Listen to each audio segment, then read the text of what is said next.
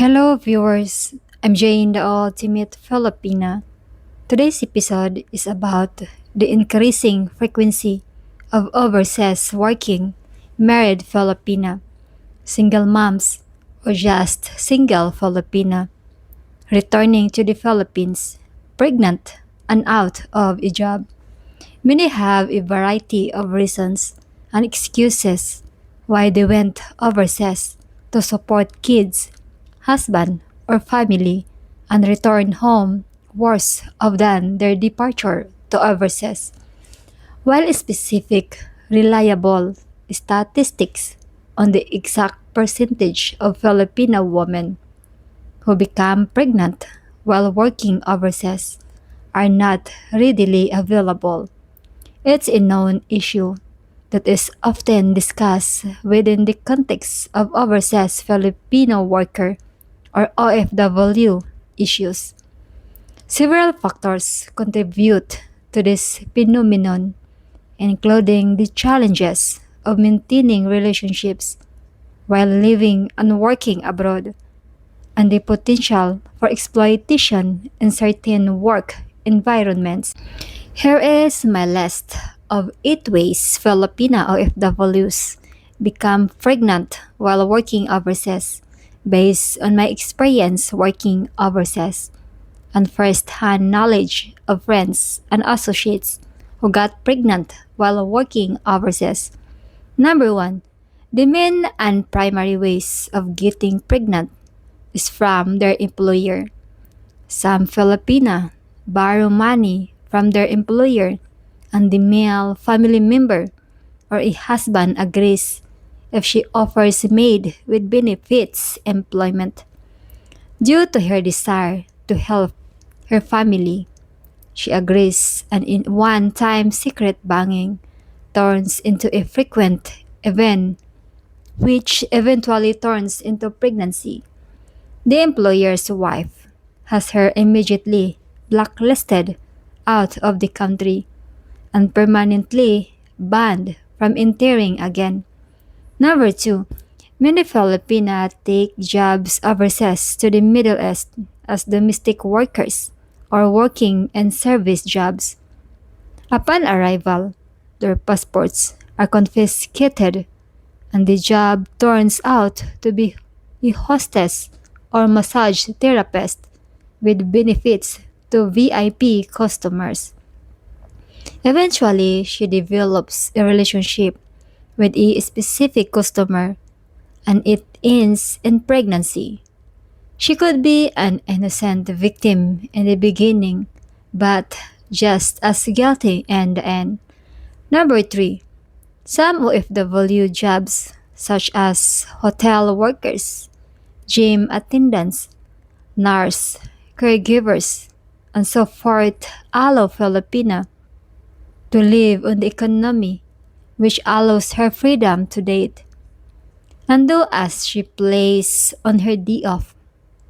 They normally get a local or foreigner boyfriend living or working in the country, and he uses the pull-out method, and their luck finally runs out, and she discovers she is pregnant.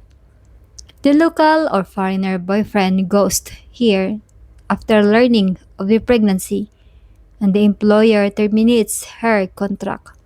Number 4, some Filipina fall in love with a local worker and foreigner and actually cohabitate despite her having a husband in the Philippines who thinks she extended overseas without returning home for vacation to save money.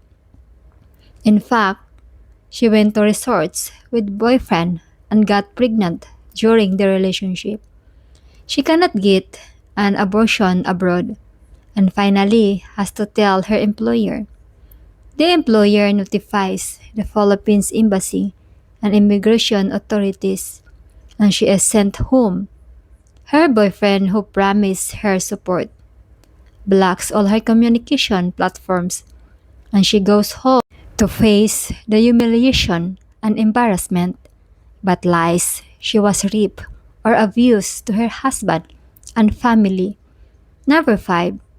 The Filipina OFW gets pregnant by another Filipino worker on a cruise ship of employment or hotel or related job overseas.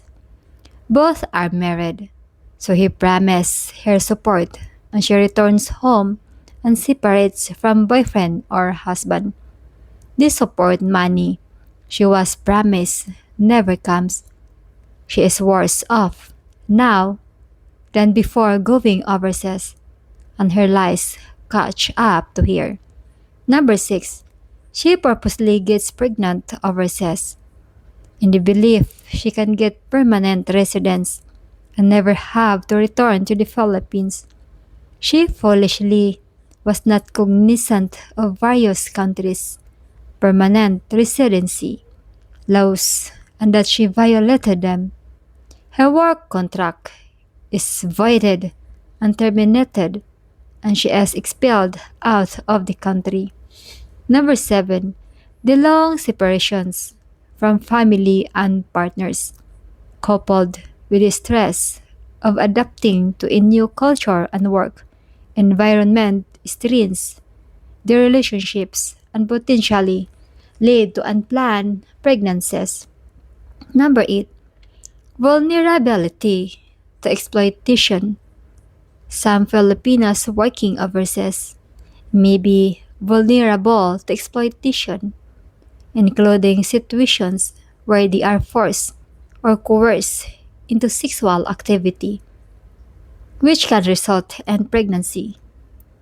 Precise statistics on pregnancies among FWs are difficult to collect due to the sensitive nature of the topic and the challenges of tracking such data across different countries and workplace. The bottom line is regardless if a Filipina is married or have kids with a live-in partner in the Philippines and goes overseas, there is a high chance of pregnancy and her returning home with more losses than gains. I'm Jane, the ultimate Filipina, wishing you an ultimate day, an ultimate life in the Philippines. Take care. Bye.